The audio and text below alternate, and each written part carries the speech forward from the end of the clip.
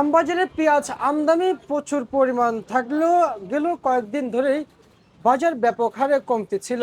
হঠাৎ বাজার একটু বেড়েছে, সেখানে আবার এলসি আমদানি হয়েছে, কিন্তু অবশেষে এলসি আমদানির বন্ধের দাবি তুলতেই এখন আবার শোনা যাচ্ছে বাজারে এলসি আমদানি বন্ধ। প্রিয় দর্শক, আমরা এ বিষয়ে কথা বলতে চাই ব্যবসায়ীদের সাথে, আরো কিছু তথ্য জানাবো। সরাসরি যুক্ত হচ্ছি। আসসালামু আলাইকুম। ওয়ালাইকুম আসসালাম ভাই। ভাই, যখনই মুড়ি কাটা পেঁয়াজ উঠানো শুরু হয়, বাজার 80 টাকা বাজার ছিল, সরি 76 টাকা থেকে বাজার 80 টাকা হয়েছিল। তারপর বাজার একটু বৃদ্ধি হয়েছিল, তারপর আবার বাজার কম ছিল, আবার 3 দিন পর বাজার বেড়েছিল, বৃদ্ধি হয়েছিল। হওয়ার পরে এই এলসিটা আসলো, বাজার দমিয়ে গেল, একবার ডাউন হয়ে গেল। সেই বাজার কি আর উঠানো সম্ভব হয়েছে? না না, আর উঠানো সম্ভব হয় নাই। এলসি এলসি চলছিল অতিরিক্তভাবে। সকলেই বলেছেন, আপনারা বলেছেন যে এলসি বন্ধ হোক, কিন্তু আজকে যে শুনলাম যে এলসি নাকি বন্ধর কথা চলছে, কিন্তু এগুলা কিভাবে দেখছেন? এলসি বন্ধ, এখন বর্তমানে এলসি বন্ধ। বন্ধ বর্তমানে বন্ধই। মানে বন্ধ মানে বন্ধ? হ্যাঁ, এখন বর্তমানে বন্ধ। খোলার? আজকে থেকে বন্ধ। আচ্ছা, তার মানে খোলার কোনো কথা নাই? আজকে থেকে ইউনূস সরকার আর খুলবে না। অন্য সরকার আসলে যদি খুলতেও পারে, নাও খুলতে পারে। আচ্ছা আচ্ছা, নাও খুলতে পারে। আচ্ছা, আমি সবশেষ আপনার কাছ থেকে একটু জানতে চাইবো যে এই যে এখন পেঁয়াজ আজকে কত টাকা বিক্রি করলেন আপনারা? পেঁয়াজ সর্বোচ্চ বিক্রি করলাম 37 টাকা, সর্বনিম্ন 30 টাকা। 30 টাকা বিক্রি করেছেন আজকে আজকে আজকে আজকে আচ্ছা, আর হাটের বাজার খবর নিয়েছেন? হাটের বাজার খবর নিছি 1400 1300।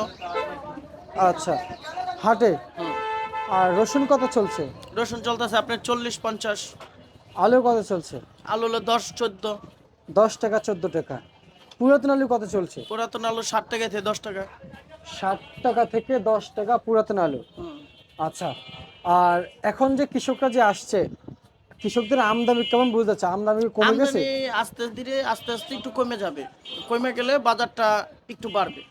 আচ্ছা ভাই, আমরা কি ভারতীয় পেঁয়াজ ছাড়া চলতে পারবো? ইনশাল্লাহ চলতে পারবো ভারতীয় পেঁয়াজ ছাড়া। যাক, আলহামদুলিল্লাহ, আপনার এই কথা তো 10,000 কৃষক অন্তত প্রথম ফেলা খুশি হবে, প্রথম অবস্থানে। কারণ ভারত তো আমাদের ভালো চায় না। আরত ভালো চাইবো কে? আমার প্রতিবেশী আরতদারি তো আমার ভালো চায় না। আপনার তো প্রতিবেশী কান্তি। আচ্ছা আচ্ছা আচ্ছা, তাহলে এই কথা। ইয়েস। আচ্ছা, তার মানে এখানেও একটু ঝামেলা আছে। চাই ঝামেলা থাকবে না। বুঝতে পারছি। কিন্তু ভাই দেখেন, যখন আমার দেশের পেঁয়াজের আমদানি এবং উৎপাদন স্বয়ং সম্পূর্ণ হয়, তখন কি আমার পার্শ্ববর্তী দেশের পেঁয়াজ প্রয়োজন হয়? যখন আমার দেশের পেঁয়াজ আবাদ করে উৎপাদন করে আমরা স্বয়ং সম্পূর্ণ, আমাদের আর এখন লাগবে হয়ে না। নেন, এখন এই স্বয়ং সম্পূর্ণ হয়ে নেন।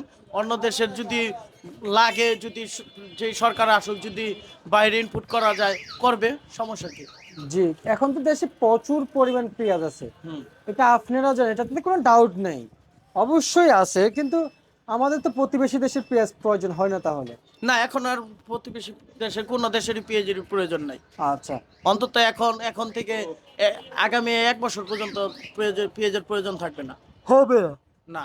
আচ্ছা যদি সরকার যদি বলতো যে আমরা এখন আর বাহিরের পেঁয়াজ আর আমদানি করব না, আর এই সরকার তো মনে করেন কিছুদিন আছে, এই সরকার তো আর বলতে পারবো না। নেক্সট যে সরকার আসে, ওই সরকার বলবে যে না, আমরা আমাদের বাংলাদেশের কৃষককে দিকে আমরা ফলো রাখছি, আমাদের বাংলাদেশের কৃষক ভালো থাক, এটা আমরা সবসময় চাই। বাংলাদেশের কৃষকরে কৃষি মন্ত্রণালয় বলে দিব যে আপনি এই সব কৃষককে, সব দেশের কৃষকরে আর সব গ্রামের কৃষকরে ডাক দিয়া আপনি বার্তা জানায় দেন যে কৃষক জানি ভালো করে ফসল করে, আমরা নেক্সটে 1 বছর দেখব যে কোনো পেঁয়াজ টেজ আমদানি করব না। এরকম একটা কৃষকরে আশ্বাস দিলে সে না, আপনি আমদানি কইরা দিলেন, আশ্বাসও দিলেন, আমদানিও কইরা দিলেন, তাহলে তো কৃষক আবারও মেরে যাবো গা। জি ভাই, এখানে আমার আরেকটা প্রশ্নের উত্তর আছে, সরি।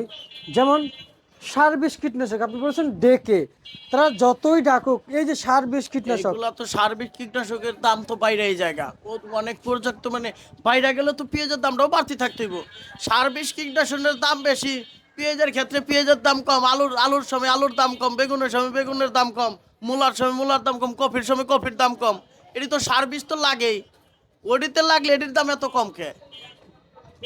আচ্ছা আচ্ছা, বুঝতে পারছি। কিন্তু আমাদের তো কৃষকদের শান্তি মিলছে না তাহলে? শান্তি মিলছে তো, পর্যাপ্ত পরিমাণে আমদানি হলে এক মাস অশান্তি থাকে, এক মাস শান্তি থাকে, এটা ঠিক আছে। মানে লাগাতার প্রতিদিনই অশান্তি, এটা কি ভালো লাগে? না, প্রতিদিন অশান্তি ভালো লাগে? এটা অবশ্যই। তা তো অবশ্যই ভাই। ঠিক আছে, আপনাকে অসংখ্য ধন্যবাদ। এই ছিল আজকে সর্বশেষ বার্তা।